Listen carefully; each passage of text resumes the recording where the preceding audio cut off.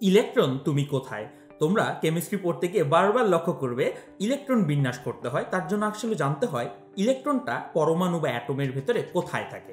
এই ইলেকট্রনের অবস্থান নিয়ে একটা সুদীর্ঘকাল যাবৎ রসায়নবিদদের মাঝখানে তর্ক চলেছে। সেখানে সবার শেষে এসেছে বোর মডেল। বোর মডেলের সবচেয়ে বড় ব্যর্থতাই ছিল ইলেকট্রনের অবস্থানটা ভালো করে ব্যাখ্যা করা। পরবর্তীকালে যখন মডার্ন ফিজিক্স আসলো, ধারণা করা হলো ইলেকট্রন আসলে কোনো কণা না, বরং ইলেকট্রন হচ্ছে এক ধরনের তরঙ্গ। এই জিনিসটা ব্যাখ্যা করে সর্বপ্রথম ডি ব্রগলির সমীকরণের মাধ্যমে। ডি ব্রগলির সমীকরণটা হচ্ছে mv = h/λ। লক্ষ্য করো, m হচ্ছে এইখানটাতে ভর, v হচ্ছে তার বেগ। তাহলে ভর আর বেগ গুণ করলে হচ্ছে ভর বেগ থাকে।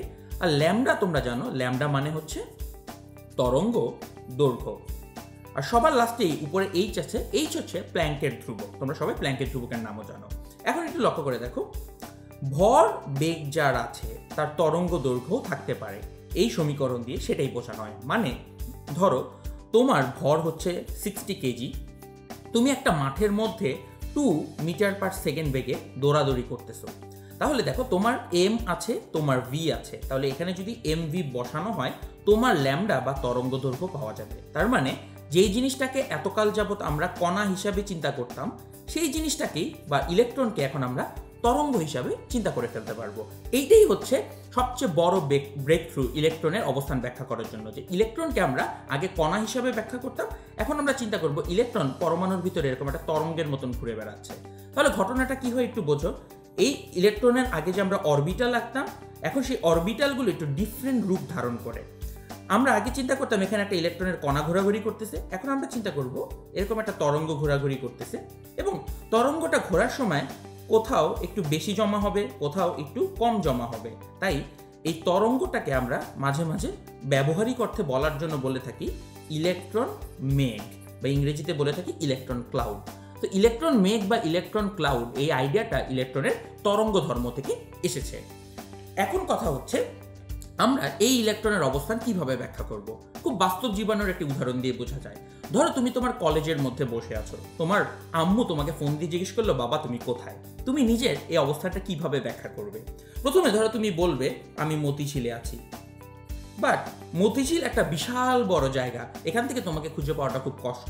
তাই এরপরেই তুমি বলবে তুমি মতিঝিলের ভেতরে নটরডেম কলেজের ভেতরে আছো। সো তোমার সেকেন্ড অবস্থানের লোকেশনটা হবে এনডিসি। তাহলে প্রথমে মতিঝিল আসতে হবে, তারপর নটরডেম কলেজে তোমাকে ঢুকতে হবে।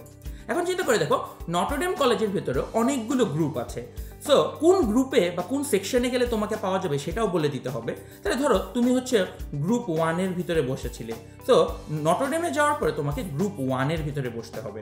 সো গ্রুপ 1-এর ভিতরে গেলেও তোমার মা তোমাকে খুঁজে পাবে না, কারণ সেখানে প্রায় 200 স্টুডেন্ট আছে। তো তুমি যদি বলে যাও যে তোমার রোল নাম্বার হচ্ছে সে 110, তাহলেই তোমাকে খুঁজে পাওয়া যাচ্ছে। তাহলে দেখো তুমি তোমার নিজের অবস্থানটাকে কিভাবে বুঝিয়ে দিলে। প্রথমে তুমি অনেক বড় একটা জায়গা বললে মতিঝিল, তার ভিতরে ছোট একটা জায়গা নটরডেম কলেজ, তার ভেতরে একটা জায়গা হচ্ছে গ্রুপ 1, আর গ্রুপ 1-এ তোমার রোল হচ্ছে 110। সো স্টেপ বাই স্টেপ তুমি তোমার জায়গাটাকে এক্স্যাক্টলি করে বলে দিতে পারলে। ইলেকট্রনের জন্য আমরা সেম কাজটা করি। আমরা কতগুলো কোয়ান্টাম নাম্বার ব্যবহার করি। এই কোয়ান্টাম নাম্বারগুলো এক্স্যাক্টলি একই উপায়ে একটা ইলেকট্রনের অবস্থানকে ব্যাখ্যা করে ফেলতে পারে। কিভাবে? একটা কোয়ান্টাম নাম্বার আছে যেটাকে আমরা বলে থাকি প্রধান কোয়ান্টাম নাম্বার।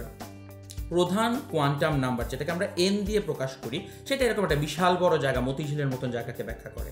আরেকটা আছে সহকারী কোয়ান্টাম সংখ্যা, যেটাকে আমরা অনেক সময় সাবসিডিয়ারি কোয়ান্টাম নাম্বার বলি, যেটাকে আমরা এল দিয়ে প্রকাশ করি। সেটা এই বড় কোয়ান্টাম নাম্বারের ভিতরে একটা ছোট জায়গাকে বোঝায়।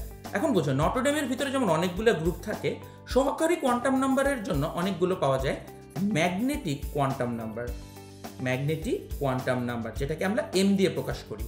এবং সবার লাস্টে ম্যাগনেটিক কোয়ান্টাম নাম্বারের ভিতরে তোমার এক গ্রুপের মধ্যে যেমন অসংখ্য স্টুডেন্ট থাকে, তেমনিভাবে একটা ম্যাগনেটিক কোয়ান্টাম নাম্বারের জন্য একের বেশি ইলেকট্রন থাকতে পারে।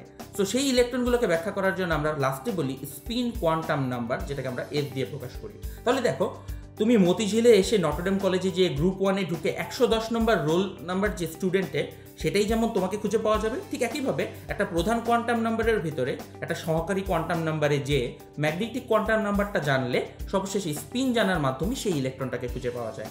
সো ইলেকট্রন তুমি কোথায়, এই কোশ্চেনের অ্যান্সার দেওয়ার জন্য আমাদের অ্যান্সারটা হচ্ছে কোয়ান্টাম নাম্বার। আমরা 4টা কোয়ান্টাম নাম্বার ইউজ করবো, N, L, M আর F। এই 4টা কোয়ান্টাম নাম্বারই হচ্ছে ইলেকট্রনের অবস্থান ব্যাখ্যা করবে।